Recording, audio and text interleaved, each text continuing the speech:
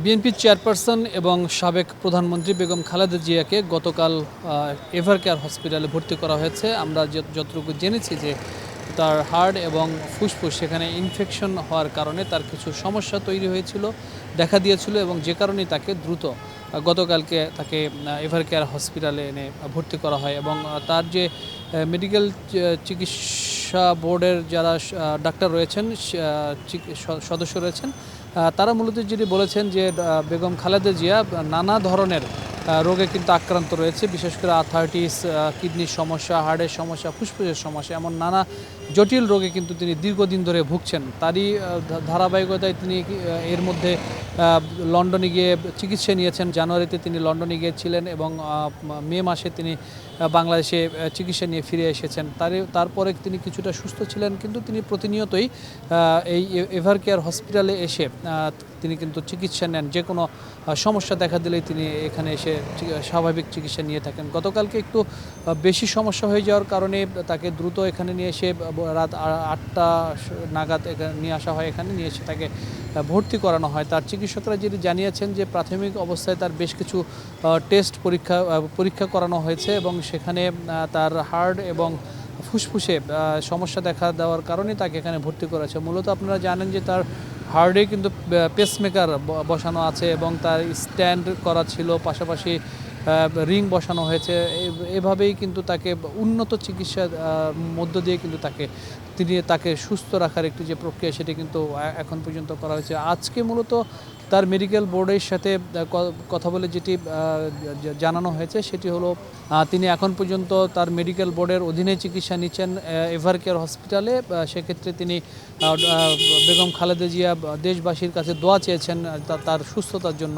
সার্বিক অবস্থায় তার শারীরিক অবস্থা যে খুব একেবারেই আগের মতো স্বাভাবিক রয়েছে তা নয়, কারণ তার বয়স হয়েছে 79 বছর বয়স তার বর্তমানে, এবং দীর্ঘদিন ধরে তিনি অসুস্থতায় ভুগছিলেন। বিশেষ করে আপনারা জানেন যে বিগত স্বৈরাচার সরকারের সময়, পতিত সরকারের সময় তিনি আদালতে সাজাপ্রাপ্ত হয়ে তিনি চিকিৎসার যে আবেদন করেছিলেন উন্নত চিকিৎসার জন্য, সেই চিকিৎসা তিনি পাননি, যার ধারাবাহিকতায় উন্নত চিকিৎসা না পাওয়ার কারণে তার যে শারীরিক সমস্যাগুলো সেগুলো কিন্তু আরও জটিল আকার ধারণ করেছে। আমরা দেখেছি আর্থাইটিসের কারণে তিনি তার যে হাত এবং পায়ের নানা ধরনের যে জটিলতা সেগুলো কিন্তু এখন লক্ষ্য করা যায়। সার্বিক অবস্থায় বলা চলে 79 বছর বয়স হয়ে যাওয়ার কারণে তার বয়স যেহেতু অনেকটা বেশি, সে কারণে তার যে সার্বিক চিকিৎসা ব্যবস্থাপনা সেটি দিতেও কিন্তু ডাক্তারদেরকে নানা ধরনের চিন্তাভাবনা করে তাকে সেই চিকিৎসাগুলো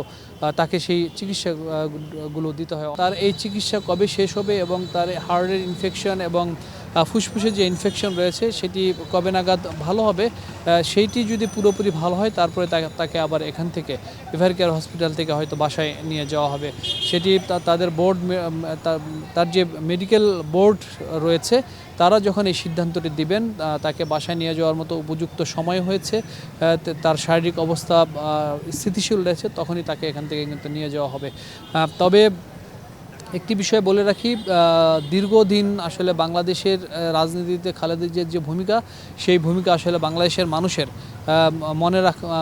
মানুষ হয়তো মনে রাখবে, কিন্তু তিনি দীর্ঘ সময় যে অসুস্থ ছিলেন, সেই অসুস্থতার কারণে তিনি রাজনীতির মাঠে একেবারে যে সক্রিয় হতে পেরেছিলেন সেটিও কিন্তু মাঝখানে অনেকটা বাধা ছিল তার এই অসুস্থতার কারণে। তবে সবচেয়ে সংকটটি যেটি তৈরি হয়েছে সেটি হলো যে পতিত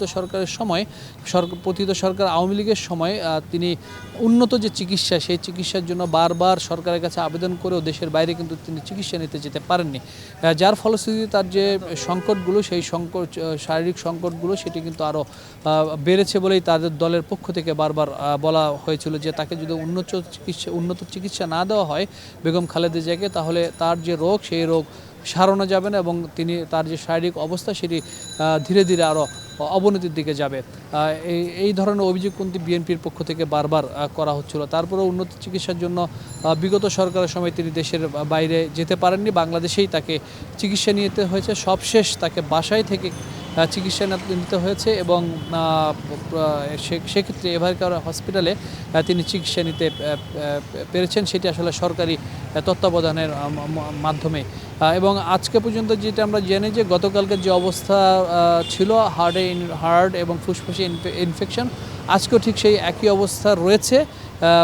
বড় পরবর্তীতে তার মেডিকেল বোর্ড যেটি রয়েছে, যারা বেগম খালেদা জিয়াকে চিকিৎসা দিচ্ছেন, যাদের অধীনে তিনি চিকিৎসা নিচ্ছেন, তারা বিস্তারিত জানাবেন। যদি উন্নতি হয় সেটিও হয়তো জানাবেন, যদি তার বা অবনতি হয় সেটিও ডাক্তারের মাধ্যমে হয়তো আমরা জানতে পারবো। তবে সার্বিক অবস্থায় আজকে সন্ধ্যা নাগাদ বা আজকে সন্ধ্যার পরে বেগম খালেদা জিয়া দেশবাসীর কাছে দোয়া চেয়েছেন তার শারীরিক সুস্থতার জন্য, যেটি তার প্রেস উইং থেকে জানানো হয়েছে এবং বলা হয়েছে যে দেশবাসীর কাছে তিনি দোয়া চেয়েছেন তার শারীরিক সুস্থতা বা অসুস্থতা থেকে যেন তিনি দ্রুত মুক্তি লাভ করেন, সেটির জন্য দেশবাসীর কাছে দোয়া চেয়েছেন, এটি জানানো হয়েছে।